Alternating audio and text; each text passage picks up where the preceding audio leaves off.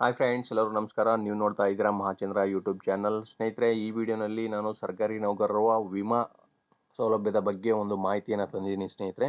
ಏನಪ್ಪ ಅಂತಂದರೆ 55 ವರ್ಷಗಳವರೆಗೆ ಇದ್ದಂಥ ವಿಮಾ ಸೌಲಭ್ಯವನ್ನು ಈಗ 60 ವರ್ಷಗಳವರೆಗೆ ಈಗ ಹೆಚ್ಚಿಸಲಾಗಿದೆ.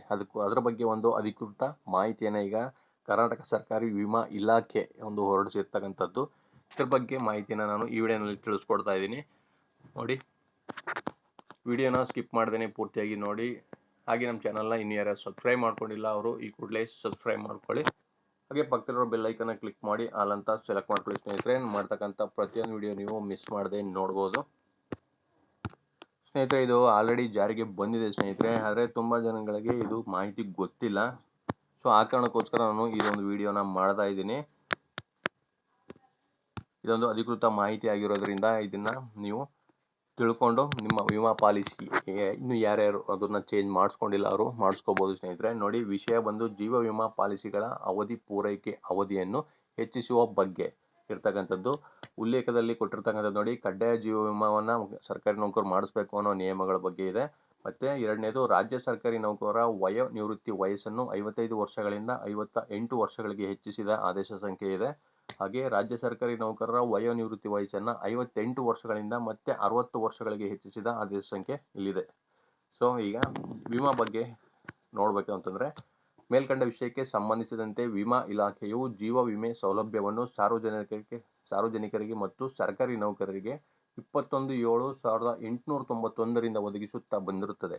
ತದನಂತರ 1959ರಲ್ಲಿ ಸಾರ್ವಜನಿಕರಿಗೆ ನೀಡುತ್ತಿದ್ದ ವಿಮಾ ಸೌಲಭ್ಯವನ್ನು ರದ್ದುಪಡಿಸಿ ಸರ್ಕಾರಿ ನೌಕರರಿಗೆ ನೀಡುತ್ತಿದ್ದ ವಿಮಾ ಸೌಲಭ್ಯವನ್ನು ಮುಂದುವರಿಸಲಾಯಿತು.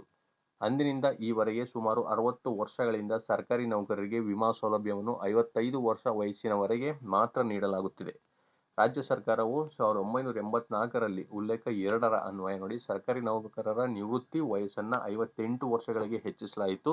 ಮತ್ತು 2008ರಲ್ಲಿ ಉಲ್ಲೇಖ 3ರ ಅನ್ವಯ ಸರ್ಕಾರಿ ನೌಕರರ ನಿವೃತ್ತಿ ವಯಸ್ಸನ್ನು ನೋಡಿ 60 ವರ್ಷಗಳಿಗೆ ಹೆಚ್ಚಿಸಲಾಯಿತು. ಆದರೆ ನಿವೃತ್ತಿ ವಯಸ್ಸನ್ನು ಸರ್ಕಾರ 55 ವರ್ಷಗಳಿಂದ 60 ವರ್ಷಗಳಿಗೆ ಹೆಚ್ಚಿಸಿದರೂ ಕೂಡ ಇಲಾಖೆಯು ವಿಮಾ ಸೌಲಭ್ಯವನ್ನು ಸರ್ಕಾರಿ ನೌಕರರ ವಯಸ್ಸು 55 ವರ್ಷಗಳವರೆಗೆ ಮಾತ್ರ ನೀಡಲಾಗುತ್ತಿದೆ.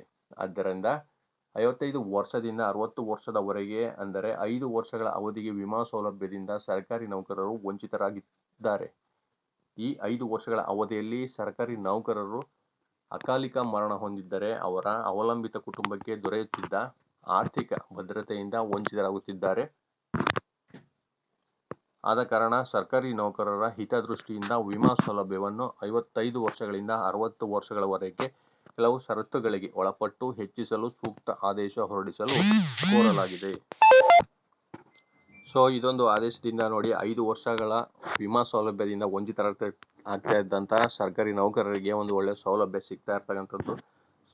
ಇದಿಷ್ಟು ಇವತ್ತಿನ ಮಾಹಿತಿ ಸ್ನೇಹಿತರೆ. ವಿಡಿಯೋ ನಿಮ್ಗೆ ಇಷ್ಟ ಆಗಿರೋ ಲೈಕ್ ಮಾಡಿ, ಮತ್ತೆ ಶೇರ್ ಮಾಡಿ. ಮತ್ತೆ ಮುಂದಿನ ವಿಡಿಯೋಲಿ ನಮ್ಮನ್ನ ಭೇಟಿ ಮಾಡ್ತೇನೆ. ನಮಸ್ಕಾರ.